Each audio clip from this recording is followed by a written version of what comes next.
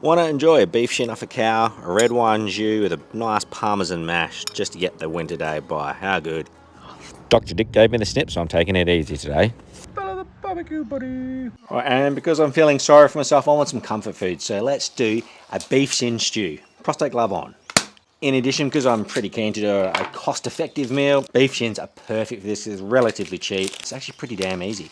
But we're going to level it up. You can do this in your slow cooker. You can slow bake this in your oven. We're going to bang it on the pellet smoker because I can't be lifting logs into the offset today. Just a tip, if you don't have a permanent setup or you're outside like me, just a rubbish bag tied off your camping table makes life a lot easier. You can just dump it straight in. Now, one of the biggest dramas with shinnies is actually that silver skin. And if you're not familiar with that shimmery skin, you want to bugger that off.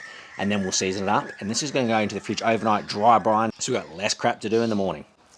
Pick in the middle, run your blade through, slice them off, turn it around, and then you can just run back away from your body. Just slide it as close to the silver skin as possible because obviously we don't want to throw away that meat. And then just do that over the entire shin until you get all that silver skin off. Right, now that we've trimmed up all your shins, look something like that, you've got rid of most of all that hard silver skin. Don't throw away all those trimmings. Use it for your red wine jus base. Little hot tip, gives it massive beef flavour. Have a look at my red wine jus videos. Right, next step, wire rack, sriracha. You're gonna rub that on all sides of your meat. With the award-winning Oz Dirt, we're now gonna season up and we're gonna bang this into the fridge overnight to dry brine. Season from 40 to 50 centimeters in height, get a nice even coverage. And pat, definitely don't rub, save that for the bedroom. Now if you're gonna eat all sides, season all sides. 2 degrees outside, no way. Yes, it's colder than a penguin's nip.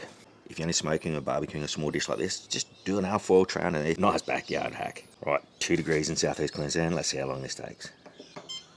Right, so it's about 10 minutes, not too shabby. Now for beef shins, I like to go until we get some nice colour, deep ruby red colours, a little bit of bark on top, and then I like to wrap them with some sort of a stock, usually beef. So we're not going to touch these in 2 hours, because if you're looking, it ain't cooking. Right, it's been about 2.5 hours. We can have a quick bow peep now. Colour's coming on quite nicely. We're getting that deep ruby red. It's just a quick rotate, depending on the type of smoker you got. We're going to let that go for about another hour, and then we're going to come back. Let's put on our lunchtime snacks. Beef cheese and jalapeno and pork snags are on. Now this is what we're looking for. Look at that deep ruby red colour, nice and tacky on the bottom. We can now wrap it up, and we'll throw some beer into it, and we're just going to let it ride until it's probe tender. Right, like I said before, add some beef stock. Even fitty beer and some beef stock goes quite well. You don't want to absolutely drown in it because we don't want it to be too soggy. You're probably going to aim for about, I don't know, 1/4 of an inch, maybe half to 1 centimetre on the bottom. Wrap it up.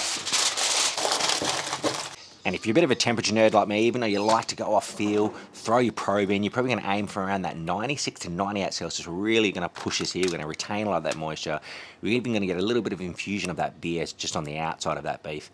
And then we can chop it all up, and this is going to go into the stew. So once we're at the resting stage, when it's nice and probe tender, we'll shut down the smoker, and that will settle the veg and the mash for the stew. Come back in about another 2 or so hours, see how we're tracking. Right, it's about 96 Celsius internal. Let's go for the old feel test. It's still probe's pretty soft, but there's a little bit of grab. We're probably going to give it another 30-40 minutes to glide through a little bit easier, and then this will go into the stew with the mash. Right, it's been another hour or so. See, it just glides in my hand. Roughly toss up an onion.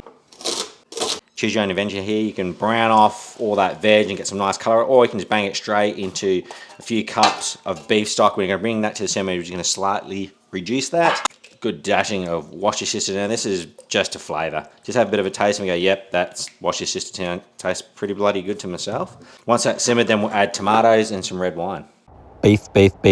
Now just pretend I have my microphone turned on at this point. This is the size that I like to go. And while we're waiting for the veg to simmer down, just leave the shinnies in that jus that we had when we were smoking. That will retain a beautiful amount of flavour.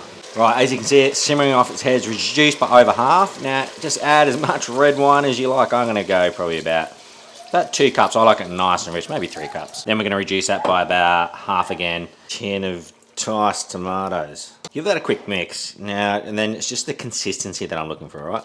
Bit of a train smash of everything. Bang your beef in. Lid on for about an hour. Creamy mash on the bottom. Shredded parm.